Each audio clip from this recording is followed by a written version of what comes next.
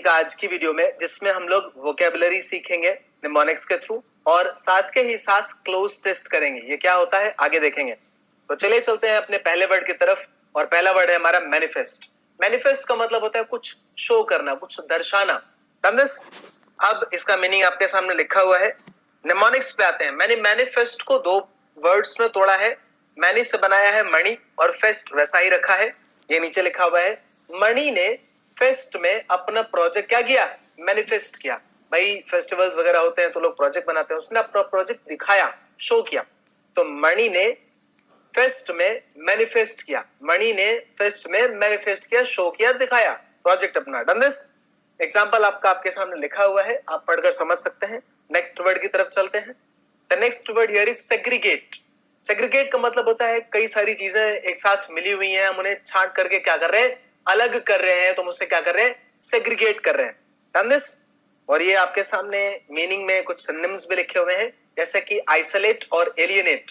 मैं आपको रिक्वेस्ट करूंगा कि आप आइसोलेट और एलियनेट प्लीज अपनी कॉपी में अलग से जरूर लिख लें, वो आपके बहुत काम आएगा आगे। अब सेग्रीगेट को कैसे बनाया, सेग्री से बनाया सागर और गेट को गेट रहने दिया हमने। आगे की ट्रिक क्या है यहाँ पे देख लेते हैं। गेट का एग्जाम था और सागर को जुकाम था, तो सागर को क्या किया गया, अलग बिठाया गया, बाकी बच्चों से अलग बिठाया गया। तो सागर को गेट के एग्जाम में सेग्रीगेट किया गया, आइसोलेट किया गया। सागर को गेट के एग्जाम में सेग्रीगेट किया गया, यानी कि अलग बिठाया गया, आइसोलेट किया गया। ध्यान दिस।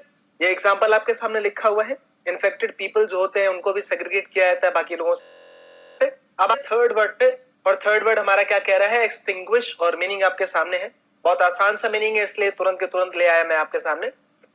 जैसे खत्म कर देना बोलते ना, दैट इज एक्सटिंग्विश। अब इसकी जो ट्रिक है, जो निमोनिक्स है, वो देख लीजिए, बहुत आसान है वो भी। एक्स के तीनों गिफ्ट्स, एक्स तो शुरुआत में ई एक्स लिखा है, उससे बन गया एक्स, टी आई एन से बन गया तीन, है ना। तो एक्स के तीनों गिफ्ट्स मैंने क्या कर दिए, एक्सटिंग्विश कर दिए, खत्म कर दिए, हटा दिए। क्योंकि जब एक्स है मतलब अब उससे कोई रिलेशन नहीं रहा, तो गिफ्ट्स का क्या करूंगा, है ना। तो एक्स के तीनों गिफ्ट्स क्या कर दिए, एक्सटिंग्विश कर दिए। Done this. एग्जाम्पल आपके सामने है कि हर कोई कोरोना को खत्म होते हुए देखना चाहता है ना। नेक्स्ट वर्ड पे आते हैं। The next word here is hover. कुछ लोग होवर भी पढ़ते हैं, ये आपके ऊपर, आप कैसे पढ़ना चाहते हैं। हवर का मतलब होता है किसी एक ही जगह पर मंडराना, मतलब हल्का फुल्का इधर उधर मूव करके वापस वहीं पे आ जाना, दैट इज हवर। मच्छर मंडराते हैं ना सर के ऊपर। अब ये आपका मीनिंग दिया हुआ है, आप इसको देख सकते हैं। ट्रिक जो है वो एक सिनेरियो से लिया गया है। अब सिनेरियो क्या है कि स्टेडियम में कैमरा बार बार उस लड़की पे क्या कर रहा था, हवर कर रहा था। मतलब हल्का फुल्का इधर दिखाया, वापस उस लड़की को फोकस कर दिया, समझ रहे हैं। तो कैमरा उस लड़की के चेहरे पे क्या कर रहा था, हवर कर रहा था, मंडरा रहा था। बाकी का एग्जाम्पल आपके सामने ये भी मदद करेगा आपकी, कि घर के ऊपर चिड़िया क्या कर रही थी, हवर कर रही थी। कई बार आपने देखा होगा, इधर उधर नहीं जा रही, उधर ही ऊपर ऊपर मंडरा रही है, उड़ रही है ना। तो हवर का मतलब क्या होता है, मंडराना। Done this. आगे आते हैं नेक्स्ट वर्ड पे। फिफ्थ वर्ड हमारा क्या कह रहा है, ट्वीक। ट्वीक का मतलब क्या होता है, स्लाइट एडजस्टमेंट, हल्का सा एडजस्टमेंट, है ना। जैसे बाइक पे 2 से 3 बैठने होते हैं तो थोड़ा सा एडजस्ट करते हैं ना हम लोग, तो वो ट्वीक करते हैं। या अगर थोड़ा सा चेंज कर रहे हैं प्लान में, उसको भी क्या बोल सकते हैं, ट्वीक बोल सकते हैं। ये आपका मीनिंग आपके सामने है। अब ट्वीक को याद रखने के लिए मैंने वीक वर्ड लिया है यहाँ पे, टी के बाद जो लिखा है ना वीक। वीक का मतलब होता है कमजोर। अगर आप कमजोर हैं तो आपकी परफॉर्मेंस में क्या आ सकता है, चेंज आ सकता है कि नहीं। या हो सकता है आपको थोड़ा सा एडजस्ट करना पड़े। तो फिजिकल वीकनेस की वजह से आपकी परफॉर्मेंस में क्या आती है, ट्वीक आता है। ठीक है, तो ट्वीक मतलब चेंज या एडजस्टमेंट। Done this. ये एग्जांपल आपके सामने लिखा है। द नेक्स्ट वर्ड हियर आ जाइए भाई, प्रॉम्प्ट। प्रॉम्प्ट का मतलब होता है क्विक या एक्टिव, तुरंत रिस्पॉन्स मिला, प्रॉम्प्ट रिस्पॉन्स मिला, है ना। वो बंदा बहुत क्विक था, एक्टिव था, प्रॉम्प्ट था। तो ये आपके सामने लिखा हुआ है इसका मतलब। और अब आते हैं इसकी ट्रिक पे। तो देखो, प्रॉम्प्ट को मैंने 2 तरीके से बनाया है, मैं आपको दोनों तरीके बताऊंगा। पहला क्या है, प्रॉम्प्ट से बनाया प्रमोद और पीटी, तो जो बचपन में पीटी करते थे, तो प्रमोद जो था वो पीटी की क्लास में क्या करता था, प्रॉम्प्ट रहता था, एक्टिव रहता था। प्रमोद पीटी की क्लास में एक्टिव रहता था। दूसरा तरीका क्या था, प्रॉम नाइट में सारे क्या रहते हैं, एक्टिव रहते हैं, है कि नहीं। तो प्रॉम्प्ट मतलब क्या हो गया, active. Done this. Prom night active, Pramod PT class में एक्टिव, है ना। अभी आते हैं एग्जाम्पल पे। ये आपके सामने लिखा हुआ है, दो एग्जाम्पल है जिसमें से एक एडजेक्टिव के तौर पे यूज हुआ और एक वर्ब के तौर पे यूज हुआ है। नेक्स्ट वर्ड पे आते हैं फटाफट से। नेक्स्ट वर्ड कह रहा है इन्फर। इन्फर का मतलब होता है समझना, कोई कंक्लूजन निकालना, है ना। जैसे आपने कोई पजल बोली और मैंने उस पजल से कुछ कंक्लूजन निकाला, तो मैंने क्या किया, इन्फर किया है। Done this. ये रहा मीनिंग आपके सामने, डिड्यूस, अज्यूम, कंक्लूड, है ना। अब अगर हम इसकी ट्रिक पे बात करें, निमोनिक्स पे बात करें, तो देखो कई बार सामने वाला हिंट देता है कई तरह के, और वो हिंट हमें समझ में नहीं आ रहा है तो हम इन्फर नहीं कर पा रहे हैं। कई बच्चे गेम खेलते हैं डम्ब शराड, उसमें क्या करना होता है, उसकी एक्टिंग को इन्फर करना होता है कि नहीं। तो इन्फर मतलब क्या होता है, कंक्लूड करना, कुछ अज्यूम करना, कुछ डिड्यूस करना, कुछ समझना। कर लिया हमने। एग्जाम्पल दे लेते हैं। ये जो निमोनिक्स है ना, ये आपको वर्ड को समझने में और याद रखने में क्या करती है, मदद करती है। तो वर्ड को समझने में, है ना, इन्फर करने में। आइए नेक्स्ट वर्ड पे चलते हैं। नेक्स्ट वर्ड क्या है हमारा, प्रूडेंट। अब प्रूडेंट का मतलब होता है बुद्धिमान। प्रूडेंट इंसान के लिए भी यूज हो सकता है और उसके एक्शन के लिए भी इस्तेमाल हो सकता है। जैसे यहाँ पे एक वर्ड लिखा हुआ है सगैशियस। मैं आपसे रिक्वेस्ट करूंगा, आप सगैशियस कॉपी पे नोट कर ले, ये आपके बहुत काम आएगा आगे। निमोनिक्स देख लेते हैं। मैंने प्रू और डेंट को दो पार्ट्स में तोड़ा है। प्रू के पहले स लगा दिया, बन गया सप्रू। सप्रू एक डेंटिस्ट है। एग्जाम्पल देख लेते हैं निमोनिक्स वाला। मिस्टर सप्रू प्रूडेंट डेंटिस्ट है। सभी लोग सप्रू के पास क्यों जाते हैं, भाई समझदार डेंटिस्ट है वो, समझ गए। तो मिस्टर सप्रू प्रूडेंट डेंटिस्ट है। Sapru dentist prudent, prudent Sapru dentist, Sapru prudent dentist, समझदार डेंटिस्ट। कर लिया हमने।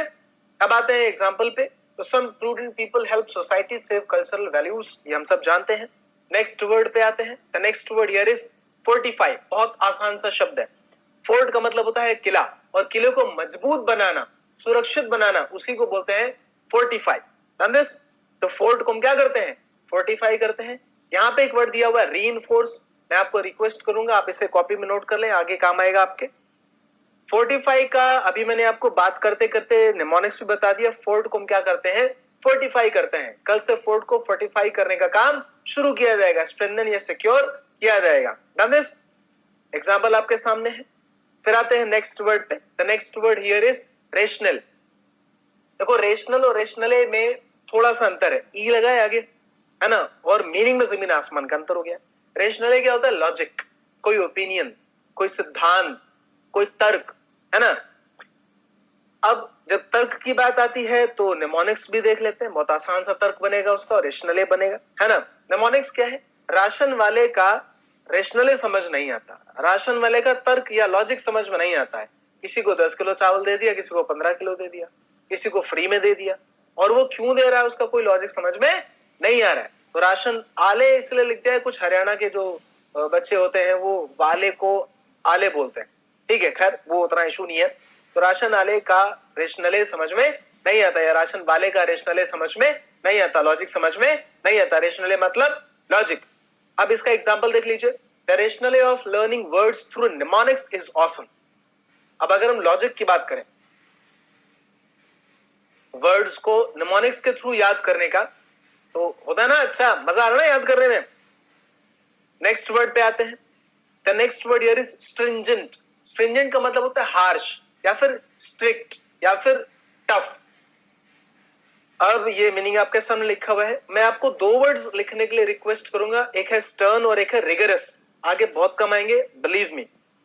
अब इसकी जो ट्रिक है ना, वो मेरी फेवरेट है इस वर्ड के लिए। क्यों, देख लेते हैं भाई। एक स्त्री की जिंदगी, स्त्री STRI से स्त्री बनाया और GEN से जिंदगी बनाया। एक स्त्री की जिंदगी कैसी होती है, स्ट्रिंजेंट होती है, बहुत स्ट्रिक्ट होती है, बहुत टफ होती है, बहुत कुछ मैनेज करना होता है। वो हम और आप शायद नहीं समझ सकते, शायद कुछ लोग समझते भी होंगे, दैट इज समथिंग एल्स। तो स्त्री की जिंदगी कैसी होती है, स्ट्रिक्ट होती है, टफ होती है, स्ट्रिंजेंट होती है। ये एग्जाम्पल रहा आपके सामने। अब स्ट्रिक्ट मेजर्स की बात कर रहे हैं। कोरोना स्पाइक, मैंने आपको स्पाइक वर्ड पहले बताया हुआ, कर्ब बताया हुआ, बातचीत में कंट्रोल करना है ना। तो अगले वर्ड पे आते हैं। The next word here is infuse. जैसे कोई बच्चा हॉस्पिटल में है, उसको ग्लूकोज का बोतल चढ़ रहा है, तो बीच में इंजेक्शन क्या किया जाता है, इन्फ्यूज किया जाता है, मिलाया जाता है, डाला जाता है।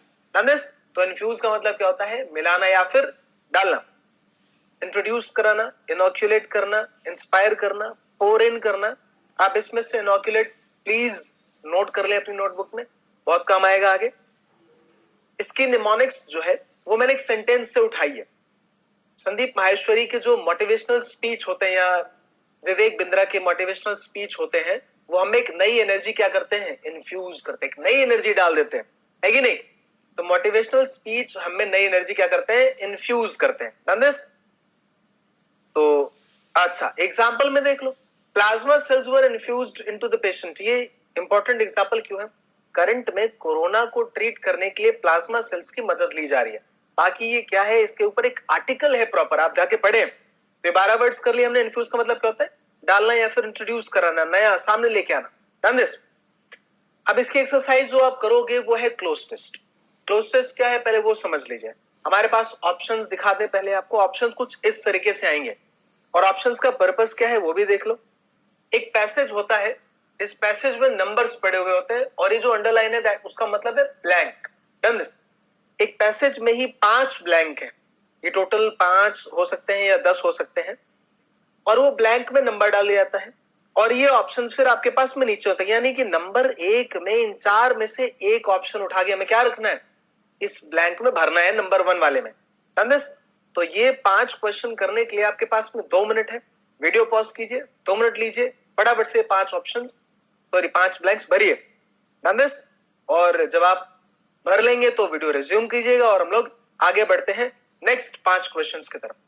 मैंने अभी अभी बोला था कि वो 10 क्वेश्चंस का भी हो सकता है, 10 ब्लैंक का भी हो सकता है। ये एक्चुअल क्लोज टेस्ट 10 ब्लैंक का ही है। 5 पहले हो गए, 5 अभी हैं। वीडियो को पॉज कीजिए, 2 मिनट है आपके पास में, 2 मिनट में इन 5 को भरिए और अब आगे बढ़िए कहां पे? आंसर्स की तरफ। लेकिन पहले मेक श्योर आपने वो 10 ब्लैंक्स भर लिए। सो तैयार हैं आप सब? आइए जरा।